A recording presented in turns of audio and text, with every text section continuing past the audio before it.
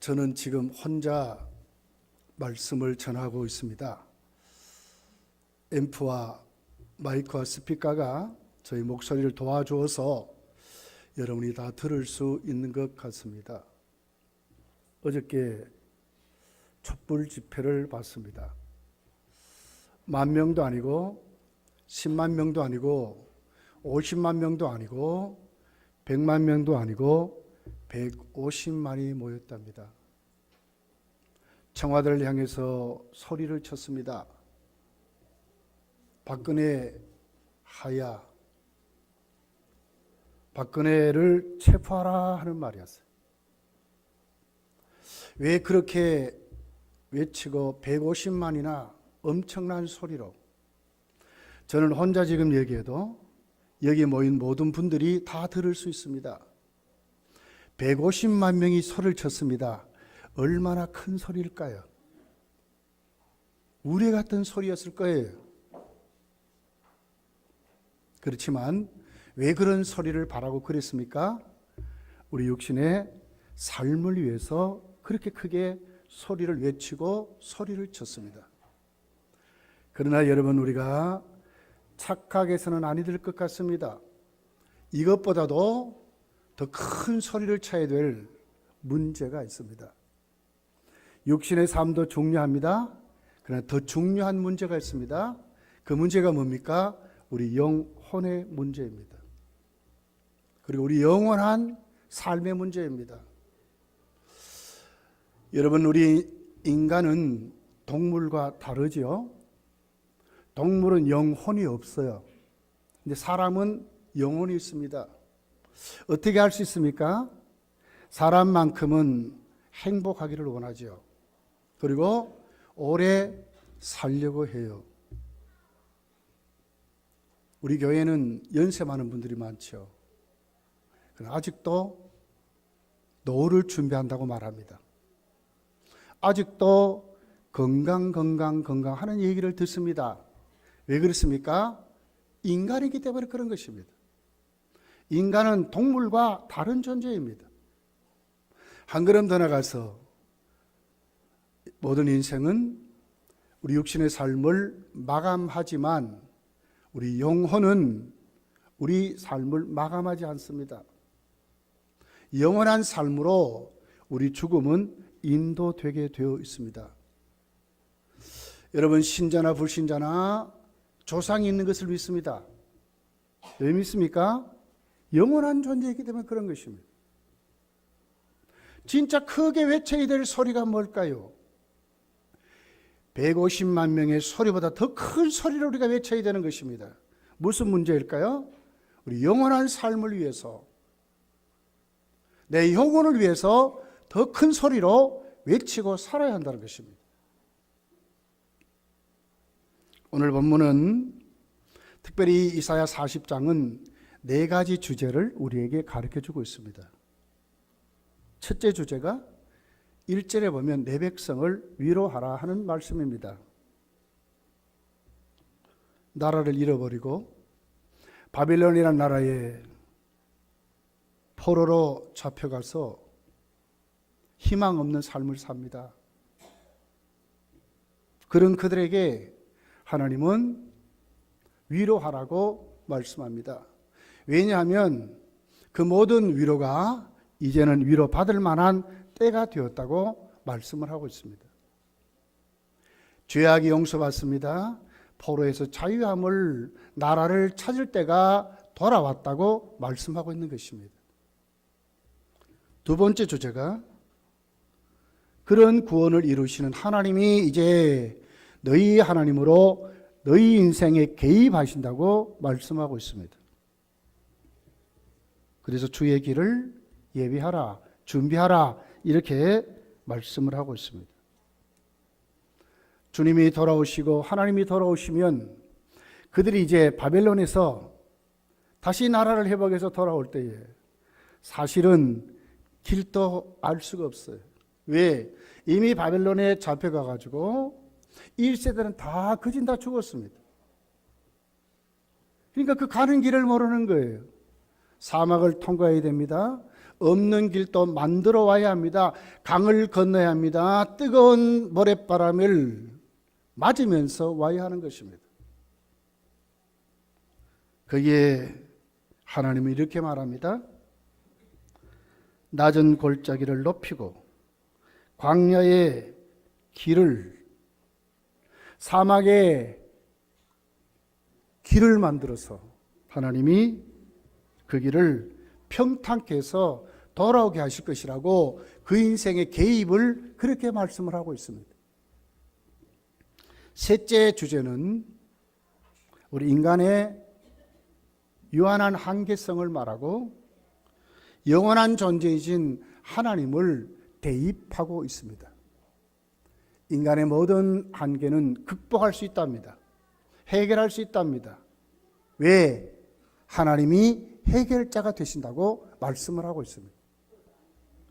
그리고 네 번째 주제가 그런 이 하나님을 크게 소개하라, 크게 외쳐라, 하나님이 우리를 구원하신다, 아름다운 소식이라고 외칠 것을 말씀하고 있습니다.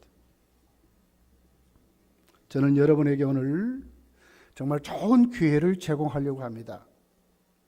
정말 우리 인생이 해결받지 못하는 문제가 무엇인가를 한번 생각해 보고 그 문제 앞에 누가 우리 인생을 해결자인가, 그리고 우리 인생이 어떻게 해야 거기에서 해결받아서 참 행복한 다음 생의 삶, 영원한 삶을 준비할 것인가 하는 것을 생각해 보려고 합니다. 첫째는 우리 인생은 해결되지 않는다고 하는 것입니다. 우리 인생의 길, 우리 자신들이 절대로 해결할 수 없다고 하는 것입니다. 6절서 8절을 이렇게 기록합니다. 말하는 자의 소리여 이르되 외치라, 대답하되 내가 무엇이라고 외치리까? 이는 하니 이르시되 모든 육체는 풀이요 그의 모든 아름다움은 들의 꽃과 같으니 푸른 마르고 꽃이 시듬은 여호와의 기울이 그 위에 불미라. 이 백성은 실로 풀이로다. 푸른 마르고 꽃은 시드나 우리 하나님의 말씀은 영원히 서리라 하라. 인생을 뭐라고 해요? 하나의 들의 피는 풀과 같다고 하는 겁니다. 우리 인생은 풀이라고 합니다, 여러분. 한때는 찬란한 세월을 보낼 수도 있어요. 파릇파릇하고 누가 봐도 아주 싱싱한 풀일 수 있어요.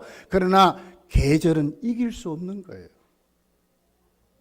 아무리 싱싱하다 할지라도 찬바람이 불고, 여러분 우리 가까이 있는 팔공산 올라가 보시죠. 무엇이 있습니까? 거기에 이젠 다 떨어지는 낙엽만 있습니다. 시들 때가 있다는 겁니다.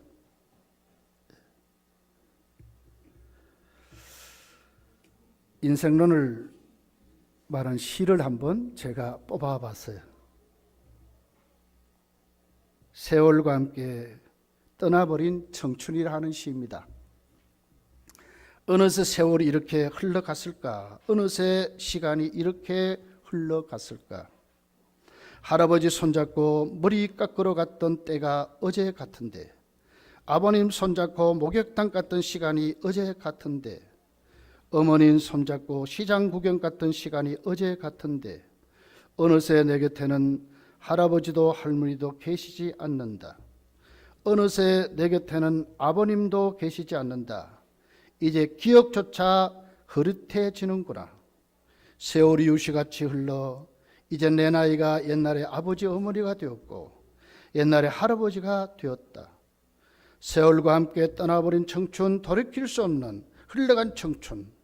하고 싶은 것도 많았고 가고 싶은 것도 많았는데 이제 마음도 몸도 지쳤으니 흘러간 청춘 아쉬워 어찌할 것이거나 청춘이란 것을 조금만 더 일찍 알았더라면 하고 싶은 것 다 해보고 가고 싶은 것 다 가봤을 텐데 흘러간 청춘을 아쉬워하지 않았을 터인데 나의 인생은 오직 나의 것이란 것을 일찍 알았더라면 인생은 그 누구보다도 대신 살아주지 못한다는 것을 청춘이 덧없이 흘러가고 나서야 알았으니 이제 조금 남아있는 인생 길이지만 후회하지 않도록 보람차고 멋지게 나를 위한 삶을 살아보리라.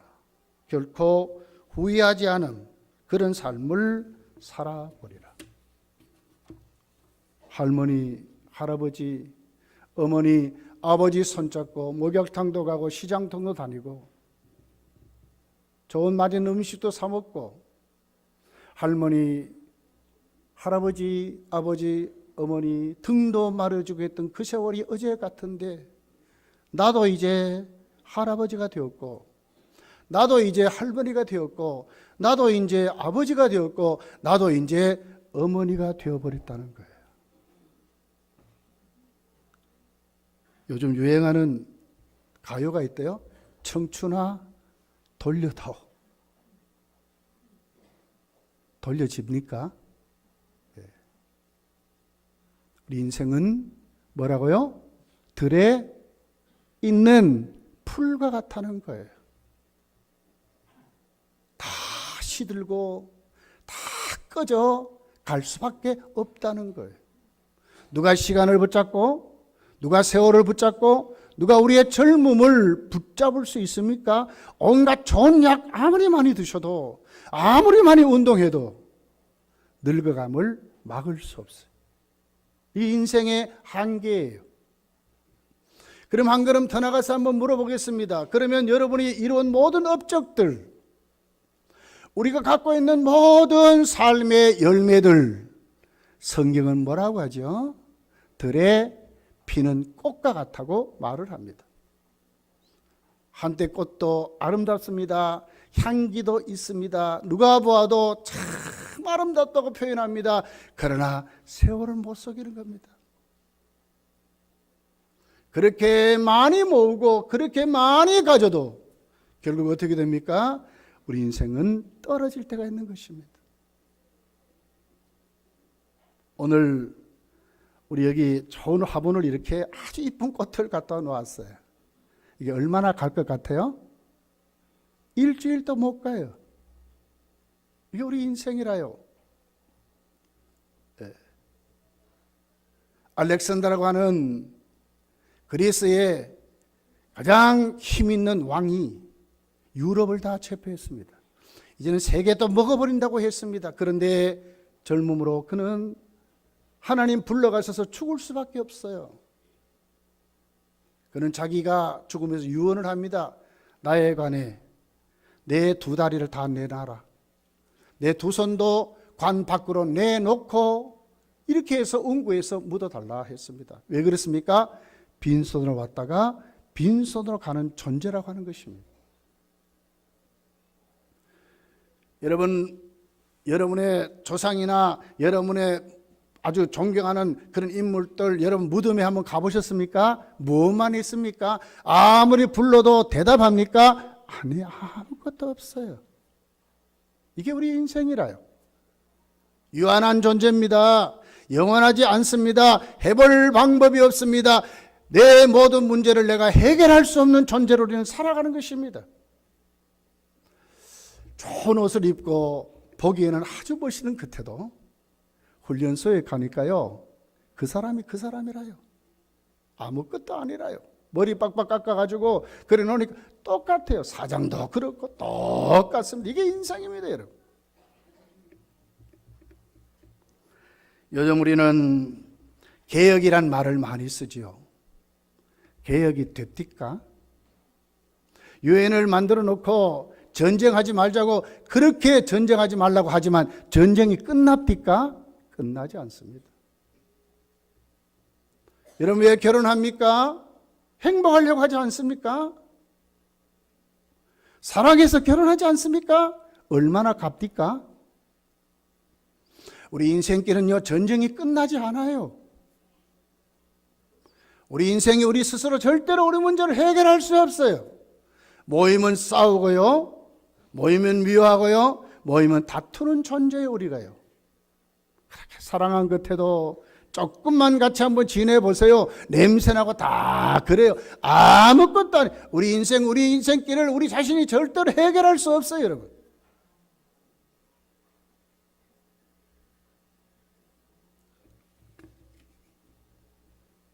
네 가지로 생각해 봅니다. 저나 여러분이나 다 죽습니다. 할 것 많은 것 같아도 사실은 내 눈에 보이는 것조차도 다 하지 못하는 것이 우리입니다. 공부 많이 했습니까? 얼마나 압니까, 여러분? 아는 것도 다 잊어먹고 다 그래요. 저도 영어를요, 제가 한 5, 6년은 배웠을 거예요. 근데 사실은요, 대화도 못해요. 왜? 다 잊어먹어요. 자꾸 잊어먹어요.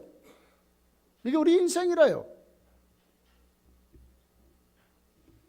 더 무서운 것은 우리 인생은 태어날 때마다 죄인으로 태어난다는 것입니다. 왜 우리 인생길을 우리 스스로 해결할 수 없는가? 우리가 태어날 때부터 우리는 죄인으로 태어나기 때문에 그렇습니다. 얼마나 욕심이 많은지를 모릅니다. 이게 우리 인생이라요. 얼마나 우리가 이기적인지 모릅니다. 우리 이게 인생이라요. 내가 없으면 너도 없습니다. 무슨 이웃이 있다고 말합니까? 내가 있어야 이웃도 있다고 말하는 것이 왜 그렇습니까? 우리는 다 죄인으로 태어나서 죄가 우리를 주장하기 때문에 그렇습니다. 중독이란 말을 쓰지요. 왜 중독됩니까? 죄 때문에 그렇습니다. 그거 계속하면 내 몸에 해로운 걸 알면서도 못 끊는 거예요. 그런 습관을 가지면 내 삶이 병드는 것을 알면서도 못 끊는 거예요. 왜 그렇습니까? 이 욕심 때문에 그런 겁니다. 내 만족 때문에, 그 뿌리는 죄 때문에 그렇습니다. 더 문제는 우리 스스로 우리를 구원할 수 없다는 데 문제가 있습니다. 꽃은 마르고 풀은 마르고 꽃은 시드나. 그런데 그 다음 구절이 뭐라고 합니까? 우리 하나님의 말씀은 영원히 서리라고 말합니다. 우리는 우리 스스로 해결하지 못하지만 해결하는 분이 있다고 말합니다. 왜? 우리는 동물과 다른 존재입니다. 사람은 어떻게 만들어졌습니까? 여러분, 우리가 부모에게서 태어난다고 알지만 그 원래는 하나님이 우리를 창조하셨습니다. 그래서 우리를 가리켜서 뭐라고 합니까? 하나님의 형상으로 지음받은 존재라고 말합니다. 어떤 동물이 여러분 영원한 것을 압니까? 영원한 걸 몰라요. 어떤 동물이 인간이 갖고 있는 인격을 갖고 있습니까? 없어요. 왜요? 우리는 하나님의 형상으로 지음받았기 때문에 그렇습니다. 해결할 자가 있습니다.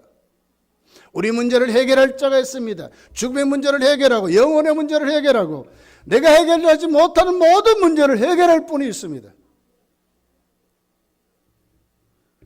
잠언 31장 30절에 이렇게 말합니다. 고운 것도 거짓되고 아름다운 것도 헛되나 오직 여호와를 경외하는 여자는 칭찬을 받을 것이라. 다른 삶이 있다고 말합니다. 고운 것도 아름다운 것도 헛되다며 허무한 것을 말하는 거예요. 일장춘몽 같다고 말하는 거예요. 제가 우리 건당교회에 왔을 때, 처음 왔을 때 우리 여기 찬양대원들, 우리 권사님들, 우리 집사님들 진짜 이뻤습니다. 진짜 이뻤어요. 근데 이미 할머니가 되었고 그렇습니다. 다음 얘기는 내가 안 하겠습니다. 고운 것도 헛된 것입니다. 그러나 우리 인생길을 밝히 꿈을 갖고 우리 인생길을 다음 우리의 삶을 꾸려갈 수 있는 희망이 있는 삶이 있습니다. 이것이 뭡니까? 여호와를 경외하는 것입니다. 해결받을 수 있습니다. 어떤 분이 영원한 존재입니까? 하나님만이 영원한 존재라고 우리에게 말씀하고 있습니다. 하나님 말씀은 영원히 서리라. 하나님 그 말씀을 주신 그 하나님은 영원한 존재라고. 하나님이 영원하시기에 그분이 주신 말씀도 영원하다고 말씀을 하고 있습니다.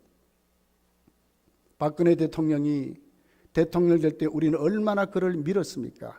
공약을 믿었고 청빈을 믿었고 애국심을 믿었고 아버지의 그 좋은 새마을운동뿐만 아니라 좋은 것을 받은 것을 우리가 믿어서 밀었던데 지금 다 뒤집어져 버린 것입니다. 그런데 여러분 믿을 것이 있습니다. 뭐가 있습니까? 하나님의 말씀은 영원하답니다. 하나님 말씀은 변하지 않는 것입니다. 하나님만이 영원한 존재입니다.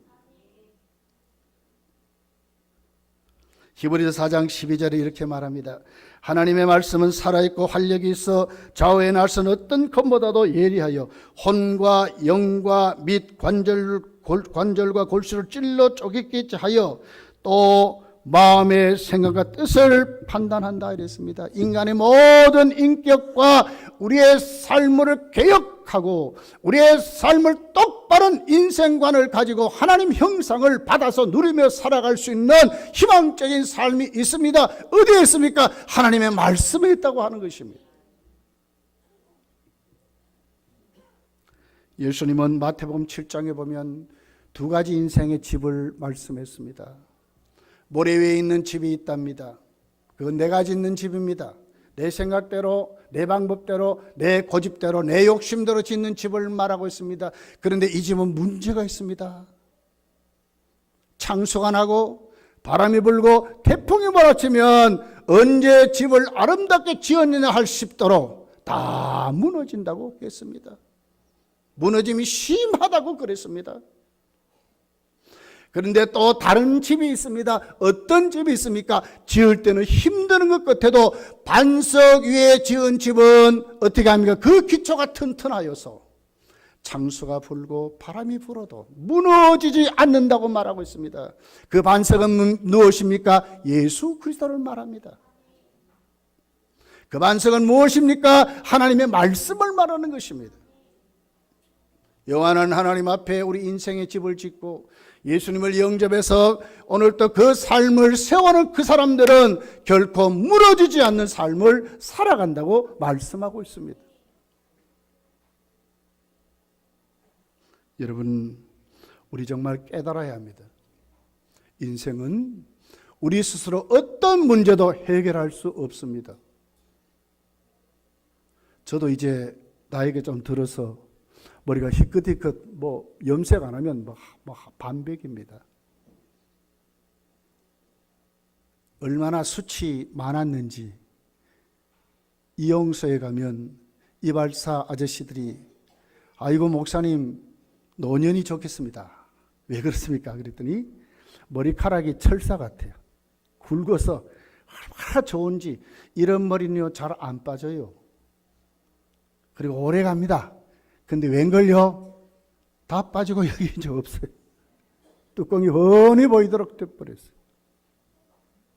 해결할 수 없어요. 이거 하나 해결할 수 없는 것이 우리 인생이라 그 말이에요. 해결할 수 없어요. 무슨 좋은 산표를 써보세요. 다시 머리가 납니까? 안 나요, 안 나요. 해결할 방법이 없어요. 기억해야 합니다.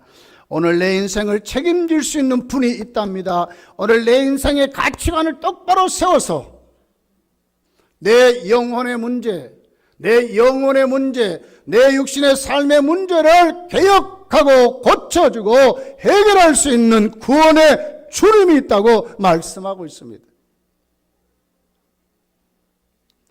방황할 필요 없죠. 오늘 여러분에게 진짜 좋은 기회가 왔습니다. 정말 예수님 영접할 수 있는 기회가 왔습니다. 세상에서 이렇게 말하되어 팔자 고친답니다. 진짜 팔자 고치는 기회가 왔습니다. 운명을 바꾸는 기회가 왔습니다.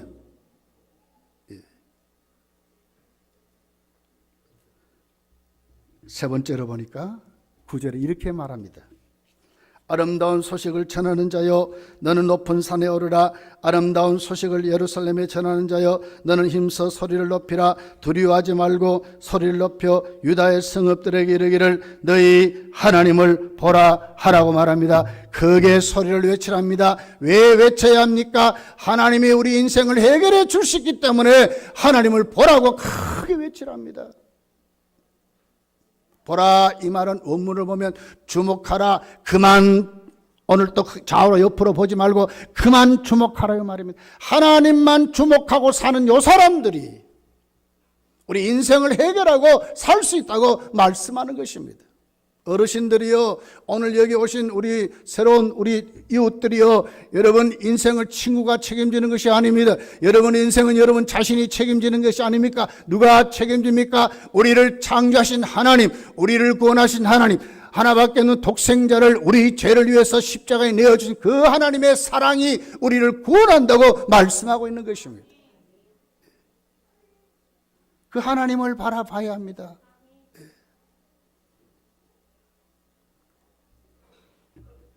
어제 촛불 군중들이 150만이 모인 거기에 야당의 대선 주자들이 다 갔습니다. 뭘 받으려고 갔어요? 표 얻으려고.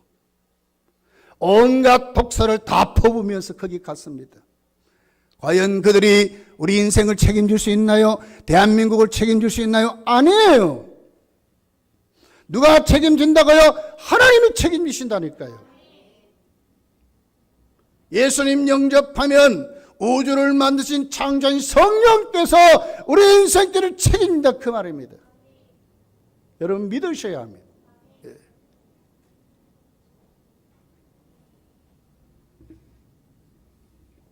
1절에 이렇게 말하죠. 너희 하나님이 이르되 너희는 위로하라, 내 백성을 위로하라. 너희는 예루살렘의 마음이 닿도록 말하며 그것에 외치라. 그 너에게 때가 끝났고 그 죄악이 사함을 받았느니라. 그의 모든 죄로 말미암아 여호와의 손에서 벌을 배나 받았느니라 할지리라 하시니라. 뭐가 끝났어요? 너에게 때가 끝났답니다. 죄로 해서 당했던 모든 심판이 이제 끝났답니다. 그러니 누구에게요? 내 백성에게 위로하라고 말합니다. 하나님이 누구십니까? 당신의 백성을 위로하시고 우리를 회복시켜 주시고 구원하시는 하나님이라고 말씀합니다. 아이고, 이 나이가 되고 보니까 내가 잘못 살았어. 이 나이가 되고 보니까 내가 너무너무 허무하게 살았어. 아니에요. 지금부터 멋있게 될 수 있어요. 우리의 모든 문제, 슬픔, 고난, 공고, 불행은 어디서 옵니까? 죄에서 오는 겁니다. 죄에서 오는 겁니다. 그런데 누가 얘기합니까? 하나님이 말씀합니다. 내 백성을 위로하라고. 누구가 하나님의 위로를 받고 거기서 해방받을 수 있는 하나님의 백성입니다. 내 백성을 위로하라. 내 백성이 누굽니까? 예수님 영접하고 하나님의 자녀가 되는 사람들을 내 백성이라고 말하는 것입니다. 여러분 인생 하나님이 어떻게 오십니까? 위로하시고 상담자로 오시고 붙잡아 축복할 수 있습니다. 어떻게요? 예수 믿으면 됩니다. 내 백성이 되면 됩니다. 하나님 백성이 되면 오늘 성경은 하나님이 우리에게 위로자라고 말씀하고 있는 것입니다.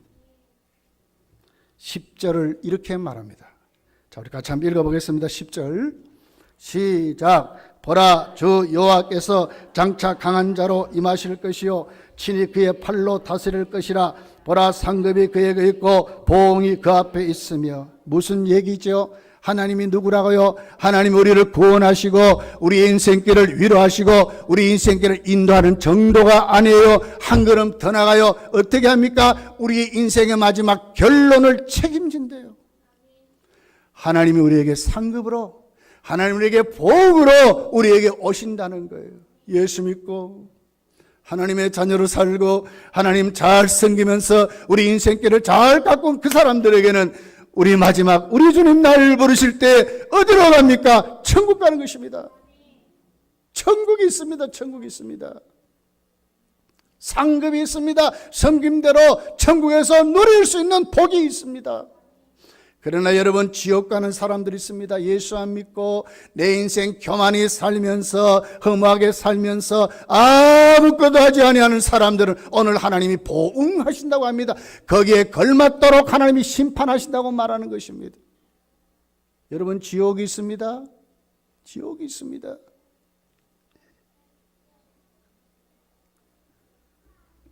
(11절에) 보면 그런 하나님은 우리 인생의 참 목자라고 말합니다.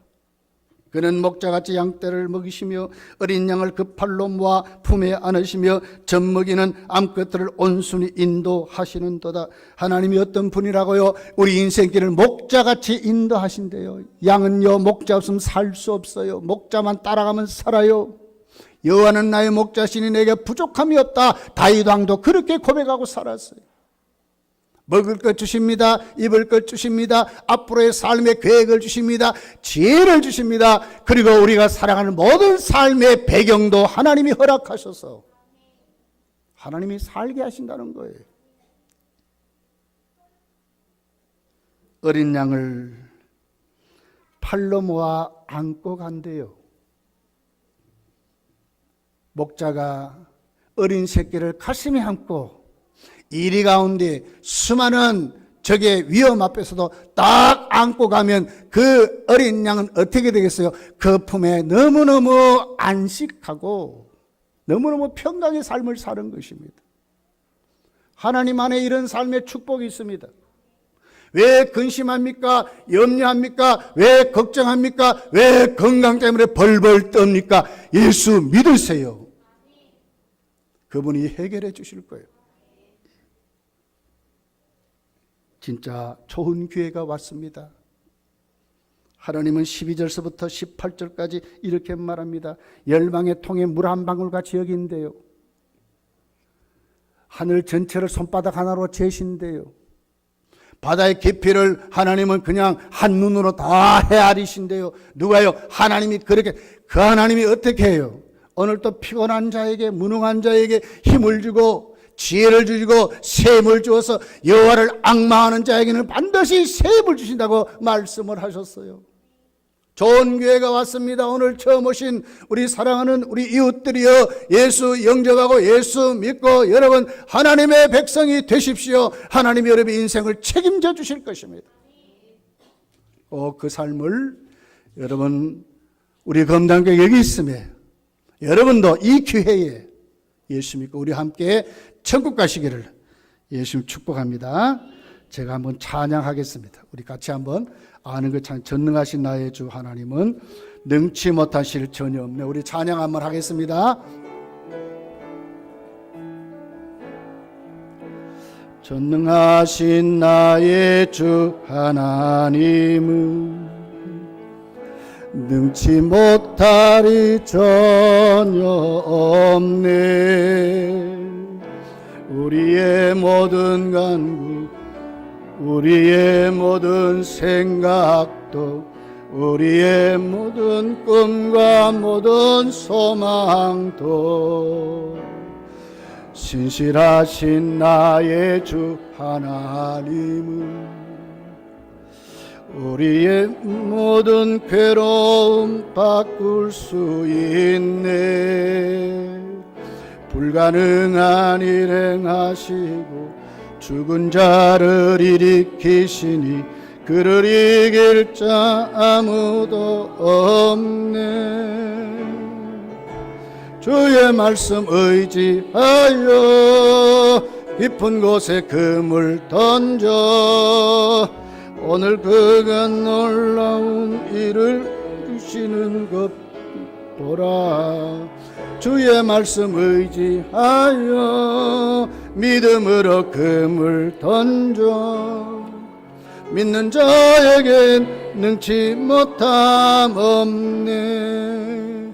우리 한번 다 같이 기도하겠습니다. 하나님, 내 인생